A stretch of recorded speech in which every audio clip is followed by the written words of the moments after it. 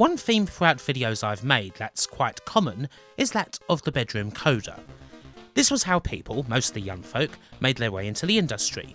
They'd learned how to code either in their bedrooms, obviously, or in school or wherever, and then they'd sat down and worked on a game. This game had then been sent into a software house who were all like, well, good lord, this is jolly brilliant, isn't it? Why don't we publish this game while also giving you a large sum of money and a job? And presto, we have a talented and rich young man barely out of school and living the dream. It's easy to romanticise the bedroom coder, but just where did that image come from? And how much of it is actually true? Yes, it's another look at the early 80s in British computer games. Yes, Imagine will very much be coming up again, so, commercial breaks footage please. Honestly, I know every frame of this little documentary by now. It is important when it comes to understanding these times to realise that a chunk of the bedroom coder image is, indeed, a little artificial. Not that people weren't making games in their bedrooms or whatever, of course, and then selling them to people, that's certainly a thing that happened. And indeed, a bunch of those people would go on to become very successful and very rich indeed because of their striking talent. That absolutely happened. But certainly early on, the image of the bedroom coder that was advanced was quite PR driven and engineered. It took a while for the actual talent levels of the coders to catch up with what was being advanced in the press. And who do we have to look at for the origin of this image? In the main, two people who, shockingly enough, are both from Imagine Software. First we have Eugene Evans, who was test patient 0 for the bedroom coder image. And then there's the man behind that image, Bruce Everiss, Imagine's marketing director. Here's how it worked. At what was apparently the height of Imagine's powers, a young and somewhat nerdy looking man, hell, basically almost a boy still, by the name of Eugene Evans became something of a minor celebrity in the British press. You've probably got an idea of the news articles already. This boy's fresh out of school, he's made a game, and now he's earning 35 grand a year. He's driving around in his own Lotus. He's living out the dream of any youngling. This was it, pretty much. The story of Eugene Evans would happily be recycled several times over the course of Imagine's short life. And he wasn't the only one either. Imagine's John Gibson was also often in the press. He was somewhat older than a lot of the others, to the point where he had the nickname of Grandad, because he was in his mid-30s by the time Imagine hit. He'd worked various careers, most notably fitting roofs, before coming into Imagine and hitting pay dirt. And now look at him. He's flying planes. It's a winning story in this time.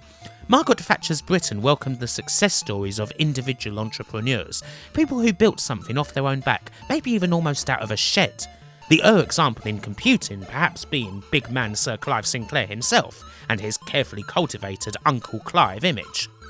With 1983 being declared Information Technology Year by a government looking for such stories to champion British industry in a sea of, well, massive negatives, the appetite was rife for stories of these young folks done good. Now you might be curious as to the games that Eugene Evans and John Gibson worked on, because clearly if they were earning so much money then they must be quite successful and well known. And, well, they aren't. If you know anything about Imagine, you know that most of their games aren't really that well known, especially not today. And more than that, a lot of them aren't even very good. John Gibson did have a couple of their better known titles. Zoom, a flying shooter of sorts, is one of their better ones. Stonkers was an ambitious strategy game hamstrung by its many bugs. And then Mola Mall is a weird and not all that great game of maniacal tooth care. Still, well-known games, these are not. They certainly aren't today, and they weren't hugely successful in their lifetime. And as for Eugene Evans, well, he was considerably less prolific in this regard than Gibson was. So, what gives? These people are all over the press with their success story, and yet their games aren't quite living up to the standard. Now I'm going to focus more on Evans in this regard, as he was the first and undoubtedly the more high profile.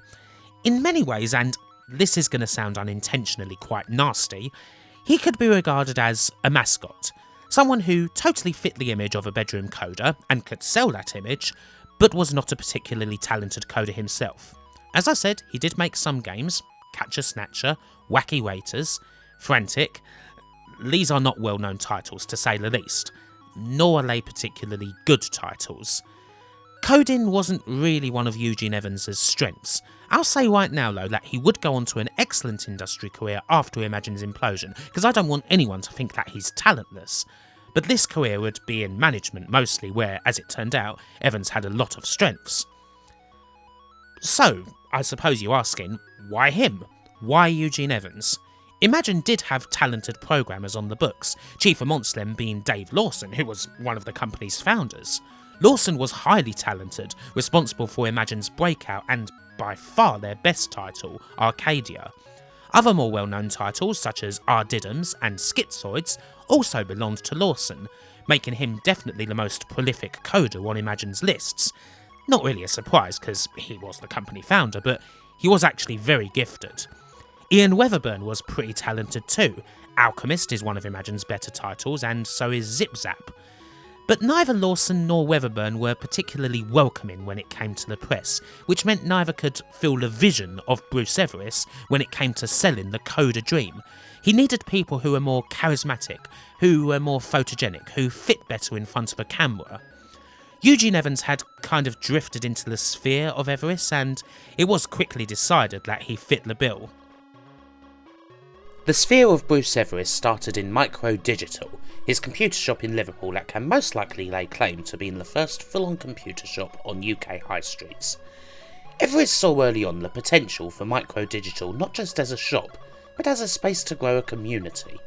Like many UK cities, especially up north, Liverpool was reeling from the near collapse of its industry in the 70s, and Everiss saw an opening to attract youth who may have otherwise had a hell of a lot less in the way of prospects.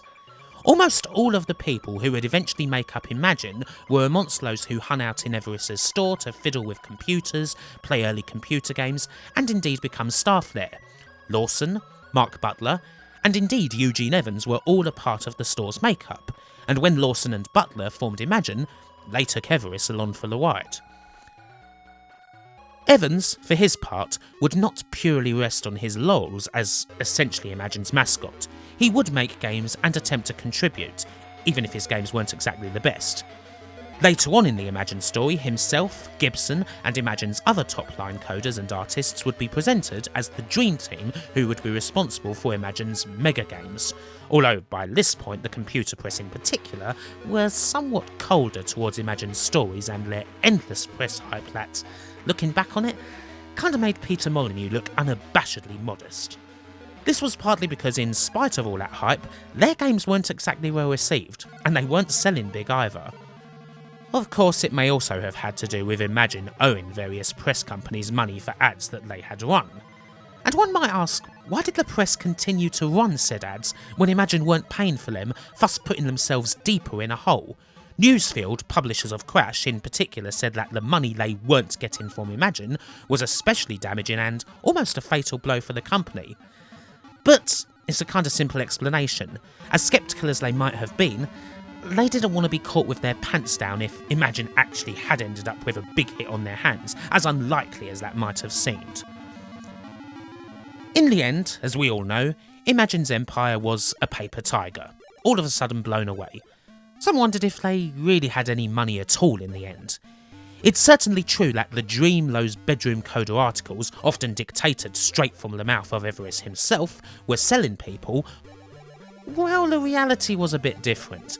Imagine certainly weren't paying their rank and file even close to that much money, although they were quite fond of giving out expensive cars as bonuses. People would try to get jobs at the Liverpool company everyone was talking about, only to be kind of disappointed by what was actually on the table. The Lotus that Eugene Evans was often seen riding around in, that was on lease, and when the company imploded, well, it had to be returned. The exploits of Eugene Evans were in particular scoffed at and scorched in the gaming press once Imagine went bust in a rather, ooh, wonder where they are now sort of way, believing, kinda with good reason, that he would very quickly be bounced out of the industry altogether. Bruce Everiss himself particularly aggrieved most of all by his own bouncing out of Imagine just as the balloon went up, and subsequent freezing out of Lawson and Ian Hetherington's exit plan, went as far as to aim some particularly harsh words in public at Evans and his lack of coding skill, which, considering Everiss's role in creating the whole bedroom coder myth, seemed more than a trifle unfair. Imagine seized on you as a PR opportunity, The story of a working-class teenager earning a fortune in Liverpool was a natural for the mass media. You had a fleeting fame in newspapers and on television, with strong undertones of John Lennon involved. What you didn't seem to realise is that Imagine didn't do it as a favour for you, they did it for themselves. In fact, what they did for you was the exact opposite of a favour. Back in reality, you wrote a simple game on the 3K Vic called Wacky Waiters that was just tolerable. Catch-a-Snatcher which followed was unplayable. Frantic was so bad the company had to withdraw it. Then you converted to the Commodore 64 with an attempt to put Arcadia on it. It was a travesty. The last few months at Imagine were wasted playing around while pretending to work on a game called Cyclops. All these events and programming were on the relatively simple 6502. You never could handle the more complex Z80. The 68000 must seem as difficult as playing Rachmaninoff backwards on a mouth organ. Brucey Baby closed his diatribe by advising Eugene Evans that because he had no skills or qualifications, he should consider going back to school. As mentioned, this didn't happen, and Evans' industry career would blossom, against all odds. His days as the mascot of the bedroom coders would be a footnote. The same applied to John Gibson, who would go on to a long coding career that far bettered his early exploits with Imagine.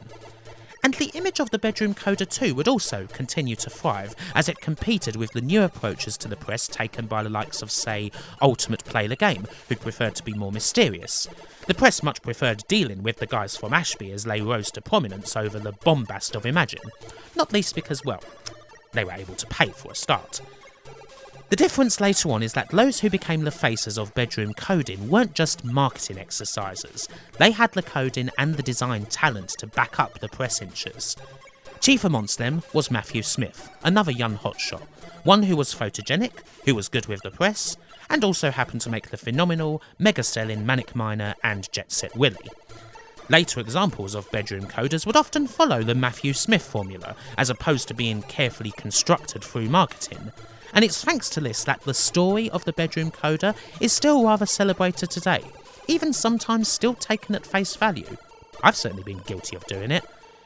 The truth is, as always, a little bit more complex than the legend. But ultimately, the cream would rise to the top, regardless of Colin Minch's, on-lease Lotuses, and Mega Game pipe dreams. Bye for now.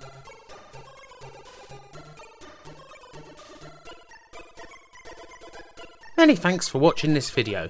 If you liked the video, then please like it and support me on social media, and also maybe have a look at my Patreon, where you could join a list of these awesome people here: Andrew Dalton, Andy Capt, Asobi Kwan DX, Chris Cox, Conrad Pritchard, Daniel Briggs, Daniel Dave Taylor, Dave Cork, David Rose, Dustin Cooper, Gary Samaden, Geordie Alex, James Brown, James Loveridge, Jason Stevens, Jace Alexander, Lee Norris, Lucas Kaligovsky, Martin Pataki, Nicholas Tristan, Nikki and Bunty, Peter Jack, Phil Taprog, Potter Margel, Ren Bimon, Are You OK 2000, Seth Robinson, Simon Gulliver, Yerka Operator, Zach Roach, and to all the rest of the community, thank you and goodbye.